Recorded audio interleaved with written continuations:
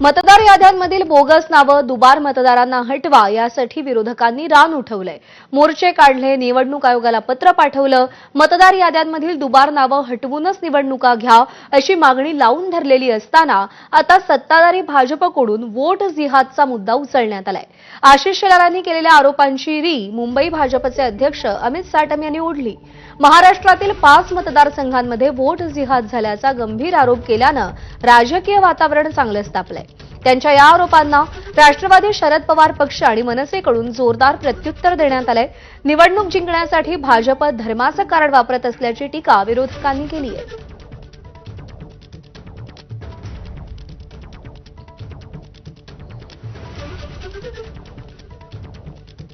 Vote जिहादमुळे महाविकास आघाडी निवडून आली आणि अशाच प्रकारचा वोट जिहाद उद्धव ठाकरेंना करून एका खानाला मुंबईवरती लादायचंय. यांच्या प्रचार फेऱ्यांमध्ये पाकिस्तानचे झेंडे फडकतात आणि बॉम्बस्फोटाचे आरोपी यांचा प्रचार करतात, परंतु मुंबईकर कदापि खानाला महापौर होऊ देणार नाही. सत्तेवर येण्यासाठी ते फक्त जातीय कार्डच वापरतात. शेतकरी, विकास कामं हे सगळं बाजूला ठेवून आता फक्त प्रत्येक ठिकाणी, आता मला आश्चर्य वाटतं, म्हणजे मतदार यादीमध्ये सुद्धा आता धर्म शोधायला लागले असतील. हे सर्वात दुर्दैव आहे. पण एक बरं आहे की त्यांनी एक कबूल केलेलं आहे की मतदार यादीमध्ये दुबार नावं आहेत.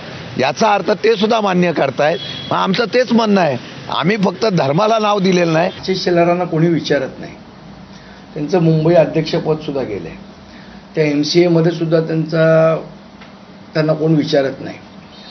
त्यांचं खातं पण अतिशय मुख्यमंत्र्यांनी त्यांना साईडचं खातं दिलं आहे. त्या खात्यात पण काय दम नाही.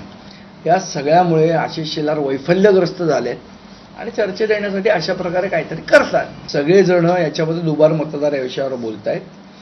हिंदू मुस्लिम करायचं हे नॅरेटिव्ह पसरवण्याचं काम भाजपचं आहे.